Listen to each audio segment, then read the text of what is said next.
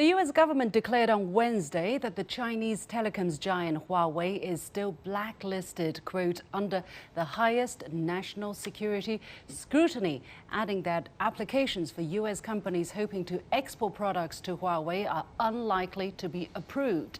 This latest announcement is in direct opposition with U.S. President Donald Trump's promise during the G20 summit in Japan, where he said that the U.S. will allow U.S. technology companies to sell components to Huawei where there is no great national security problem.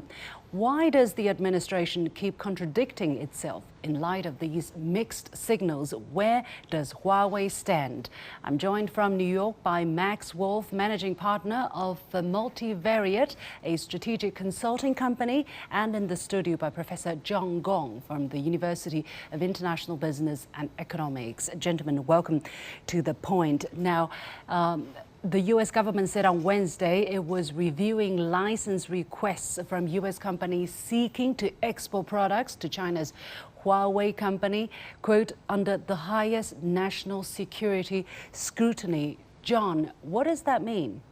Well, the entity list usually means that companies on that list was operated under the presumption of denial. In other words, there's a strong reason to negate that denial, then it would be granted a license to export things to that company. So it's a very high level of standard here. I don't know, how this thing would contradict with what President Trump said after this meeting with President Xi. But however, I do want to point out that President Trump also said that he will leave the Huawei issue to the very end, meaning that the end of the negotiation between China and the U.S. side on trade issues. So clearly, Huawei is used as a political play, as a bargaining chip by the White House to deal with China in the trade deal. Trade negotiations. Okay, a little bit of more details. This is according to the Reuters that John Sonderman, who is Deputy Director of the Office of Export Enforcement in the Commerce Department's Bureau of Industry and Security, or BIS, sought to clarify how agents should approach license requests by firms seeking approval to sell to Huawei, that all such applications should be considered on merit and flagged with the language noting that this party, meaning Huawei, is on the entity list.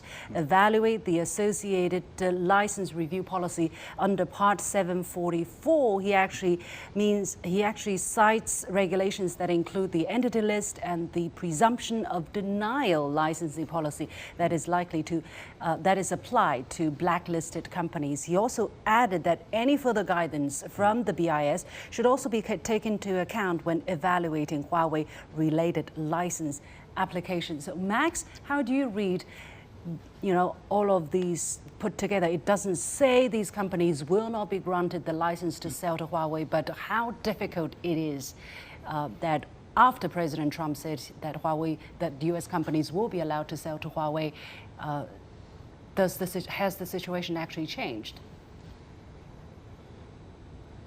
Yes, so it's a good question. I mean, I think we have a pretty established history here of both a lot of turnover in senior cabinet positions in the Trump administration and absence of policy coordination. So whether it's about policy decisions revolving around U.S. relations with North Korea or Iran or the automotive section or trade with Europe or trade with China, we have many times, quite often almost now, seen the senior cabinet member and the White House openly disagree within hours of each other on core policy matters. So I don't know if this is just a Huawei or just a trade tensions issue. I think unfortunately it might be a little bit more of a coordination and competence issue. Also very hard when you have lots of open cabinet level type posts, which we do, unfilled, and or just massive turnover in those posts, which we've also seen.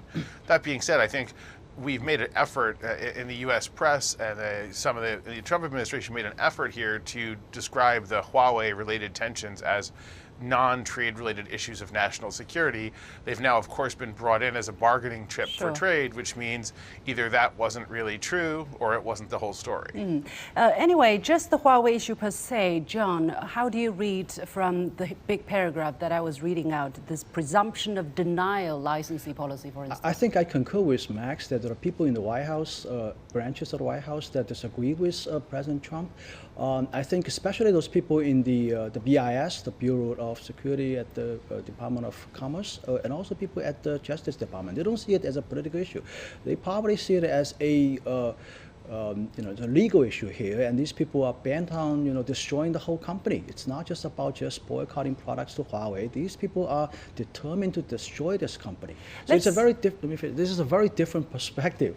Now, however, I also want to point out that the idea that you can actually put a label of national security on a semiconductor chip, it just baffles me. How do you actually make distinction? What chip is meets that definition? What chip doesn't meet that definition? And these are the issues. That's another important question. Right. These are the issues that will leave up to the officials to determine. And President Trump has no idea about these things. And these people have some leeway of resisting President Trump's determination. And yet he went ahead and talked about lifting the ban, whether completely or partially, of course, according to him, maybe partially. But this is what he said after his meeting with the Chinese President Xi Jinping in Japan.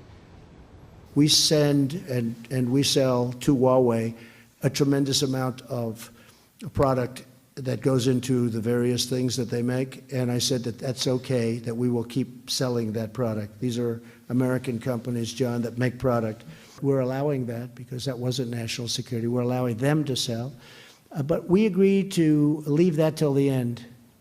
So clearly, whether he agreed, whether both sides really agreed to leave that to the end, clearly he said that this is okay, that we'll keep selling that product. These are American companies' job to sell. We are allowing that because that is not national security. So this seems to be backpedaling, according to my definition, and I guess according to the common definition of backpedaling. Max, what is your take? Yeah, I mean, I think it's pretty clearly backpedaling. The question is a little bit, some people are pedaling one way, some people are pedaling another way. It's not completely clear because this group of people pedaling in opposite directions are allegedly working together on a very important, sensitive matter with global economic implications, making this quite difficult. I do think we need to introduce into the conversation that leading American businesses, which are active in the lobbying and attempting to influence policymakers' understandings of international trade, have spoken out very loudly about the importance to them, these major American tech companies, of continuing to have a good and open trade relationship with Huawei. My assumption is those folks I know have spoke with the president, and they may have been able to influence his thinking more than they have been able to influence thinking at the Justice Department. This is very strange because because you don't go into a summit with the president of another country and talk about these things and come out and announce these things to press in front of the world without having consulted with your officials, without having consulted with your legal team, whether this is doable, whether this is not. I mean, this is just outrageous.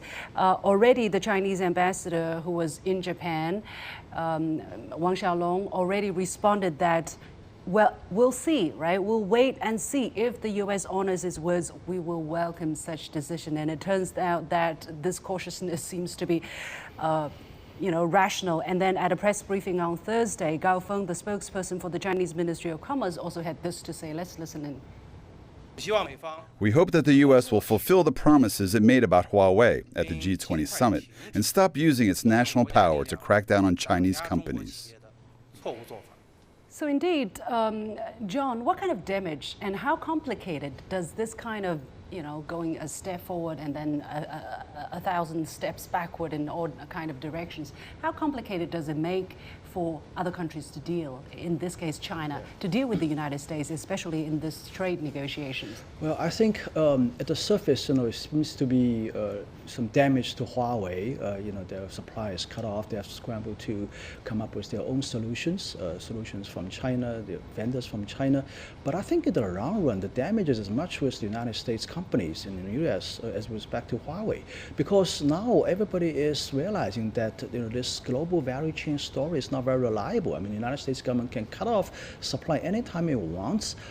So everybody would just go back to their drawing board and develop their own products, especially in the telecom industry. And for a long, long time, we have this tradition in the telecom industry where companies work together, develop standards together, provide supplies and components and parts, distribute in different parts of the world. It's a very, very beautiful, global value chain story here. Now this vision is shattered, and the damage to these American companies is not just the loss of the sales to Huawei in the short run. I think in the long run, they may be concerned about, I think they're definitely concerned about the prospect that companies in China and other parts of the world will develop their own solutions, and these products cannot be relied upon anymore. It's very interesting because Huawei actually bought, for instance, $11 billion worth of components from US firms last year, according to reports, and yet Huawei's founder, Mr. Ren Zhengfei, said that President Trump's agreement with Chinese President Xi Jinping in Japan to relax a ban on US sales to Huawei would not have much impact on the company. Why not, John, again?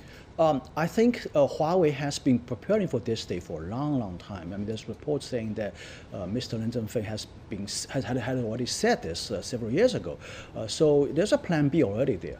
There's a subsidiary company of Huawei that's been, fervently developing semiconductor solutions for all of Huawei's products. So my understanding is that every single component part that is not currently being produced by Huawei itself, they have a plan for it. Either they're developing themselves, they're working with other companies here in China trying to develop them these products and solutions. So, this is something that they're prepared for. Unfortunately, this is not something they want, of course, right? No. They still want to deal with American companies. These products are very good and cost effective. But I guess on the other hand, Mr. Ren also has pretty good grasp on the kind of back and forth and uncertainty, right, in what the U.S. president says and what his team says. So even if the U.S. president says that the ban is over on Huawei, he doesn't seem to be swayed by that. Let me go to Max and ask this very quick question. Now, the U.S. Justice Department lawyers on Wednesday asked the federal judge in Sherman, Texas, to throw out a lawsuit Huawei filed against the U.S. government in March.